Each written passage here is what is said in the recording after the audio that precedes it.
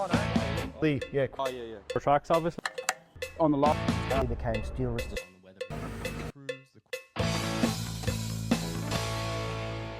Alright guys, I'm here today with Braden from Norm Engineering. He's going to take us for a bit of a tour of their site. Let's have a look, eh? Let's go. Man, yeah. Alright, very good. Obviously, as we enter, this is the showpiece of the whole show. The showpiece, here we go.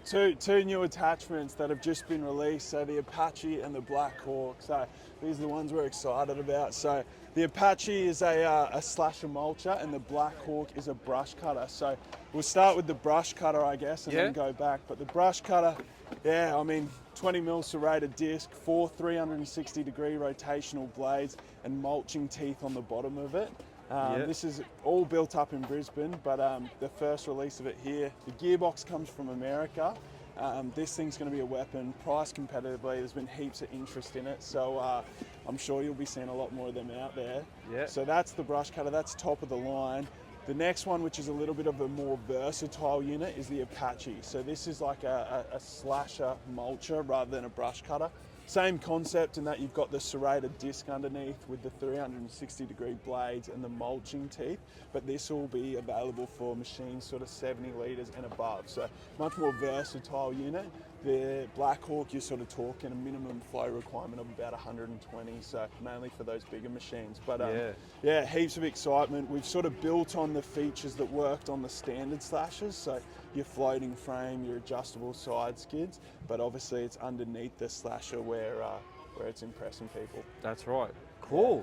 Yeah. So the Apache and the Black Hawk, I like the names, yeah. Yeah, it's cool. Well, interestingly, we called it the Black Hawk because that's where we started with the naming of it. Because Norm years ago used to work he was in the Air Force and used to work on the Black Hawk. So sort of paying respect to the history of the company, I guess, in regards to that, eh? Hey, cool. This is the 4-in-1 bucket range. So Norm Engineering, I mean, a lot of people, they think of Norm Engineering, they think of 4-in-1 buckets, right? Like, I think you were even saying you got the... Yeah, I used to have one, on most of the machines when I was younger, yeah. That's it. So this is like our core product, you know, it was the first product to market. Still today, it's the product we do the most volume of, but there's a whole range of them now. So everyone's got their own application, their own needs and wants, and you know, there's so many different machines on the market now that we have to offer a solution to everyone. So you'll see you've got like your mini loader or your smaller machines here. So, you know, you've sort of got like RT40 style bucket there and a mini loader style bucket at the back.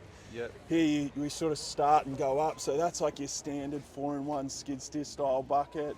Then you go the loader style, the Pro series, and at the back you've got the backhoe bucket. All the buckets are available with a tilt control function, so we've thrown a couple in there as well. You'll see the loader style bucket's got the tilt on the back there, and we've got this grey one's just like a tilting display bucket as well. So all the buckets are available in tilt, which is getting more and more popular as well. I think people are wanting that extra bit of sort of versatility through the bucket.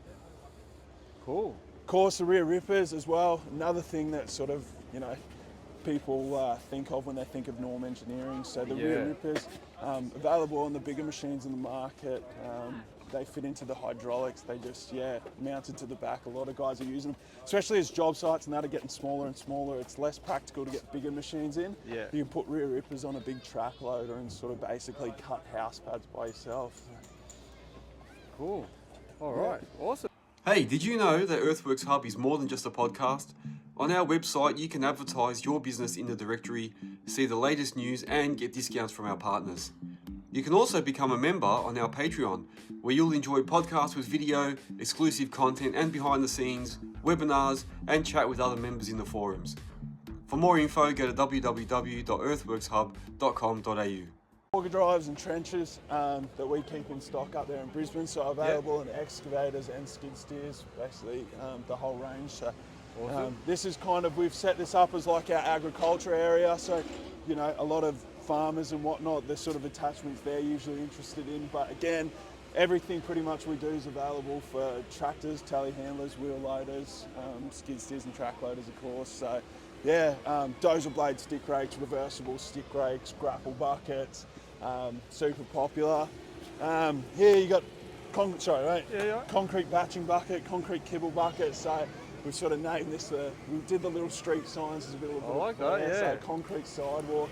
And then obviously, yeah, the brooms, the sweepers. So Yeah. enclosed, open mouth and 4-in-1. So yeah, pretty good.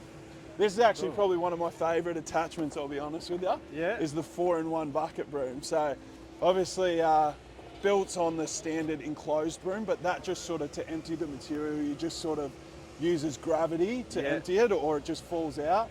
The other thing is, so with this one, the front half of the broom opens hydraulically. So as those cylinders retract, the front half opens, which means like if you're like an asphalt crew or something like that, if you've got big chunks of material on the ground, you can open the bucket up, pick it up, and then just go back to sweeping straight away. So yeah, it's super practical. The other thing, you can open it up, use it like a dozer blade, and then when you're actually emptying the contents of the broom, it's a lot quieter. Rather than banging it, you just open it up, the material slides out, less dust, less noise, you know, more and more important these days. So that's a one that probably a lot of people don't know is available. So Yeah.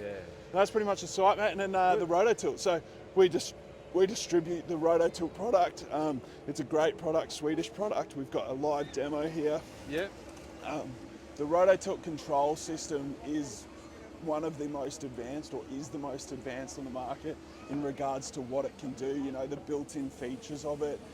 It's got like a built-in memory, so basically as an operator, you can set the position of that bucket and press a button, and then you can go back, and then just by pressing it, it'll return to that exact position.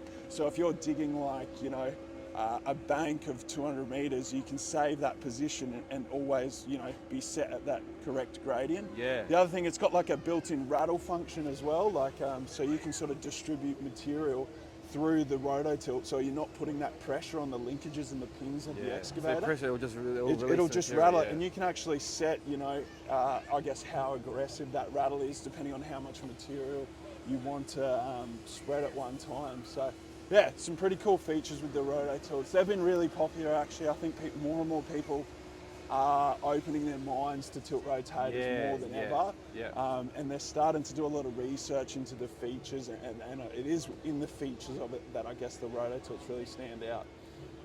Cool. So that's pretty much sums up the site, mate. All right, well, thank you very much for your time. Nah. Thanks for showing us what you got. No worries, man. All right, thank you. Cheers. Oh, no. Yeah. Oh, yeah. For trucks, obviously. On the lot. He became steel resistant.